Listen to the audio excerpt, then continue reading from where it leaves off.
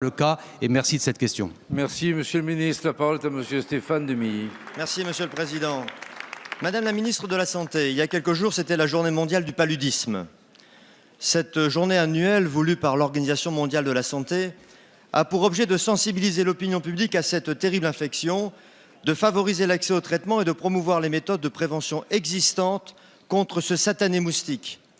Satané moustique qui ne pèse que quelques milligrammes, mais qui commet des ravages sanitaires incommensurables. Chaque année, on recense autour de 200 millions de cas de paludisme dans le monde, se traduisant par près de 500 000 morts. La mortalité liée au paludisme, qui était en déclin depuis l'an 2000, remonte d'ailleurs à nouveau depuis 2016. Les principales victimes sont les plus jeunes. Toutes les 2 minutes, un enfant meurt du paludisme. Toutes les 2 minutes, un enfant meurt du paludisme. C'est beaucoup, et peu à la fois au regard des 3,2 milliards de personnes potentiellement exposées à l'échelle mondiale au risque de contracter la malaria, autre nom donné au paludisme. Chiffre qui augmente car le réchauffement climatique accroît le terrain de jeu de ces petits vampires sans foi ni loi. Il y a là d'ailleurs un grand sujet international, les conséquences sanitaires du réchauffement climatique. Et devant ce terrible constat, Madame la Ministre, j'ai 2 questions.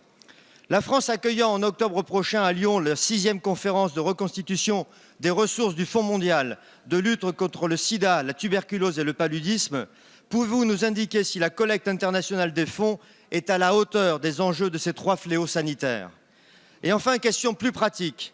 Pouvez-vous imposer aux compagnies aériennes proposant des destinations dans les pays à risque de diffuser des informations plus visibles et plus lisibles aux voyageurs sur la nécessité de prendre un traitement antipaludique préventif, une petite décision qui, vous l'avez compris, pourrait sauver beaucoup de vies? Merci, Monsieur le député. La parole est à Madame Agnès Buzyn, ministre des Solidarités et de la Santé. Merci, Monsieur le Président, Mesdames et Messieurs les députés. D'abord, Monsieur le député Stéphane Demilly, j'en profite pour saluer votre investissement au sein du groupe d'études sur la santé mondiale. Je sais que vous en êtes le président et votre question montre votre intérêt sur ces questions d'enjeux majeurs. Donc la France est concernée à double titre par le paludisme. D'abord parce qu'il y a un certain nombre de cas importés par des voyageurs chaque année dans tous les départements. Et par ailleurs, nous avons 2 départements en territoire endémique, qui sont la Guyane et Mayotte. Alors, il y a de nets progrès pour éradiquer cette maladie, même si la situation reste très fragile dans le monde. La France a différents axes de lutte stratégiques. D'abord, vous l'avez dit, un renforcement de l'information des voyageurs qui se rendent en zone impaludée, d'abord sur le risque et sur les moyens de le prévenir. Et effectivement, les compagnies aériennes doivent jouer un rôle d'information également avec tous les centres d'information existants sur les territoires.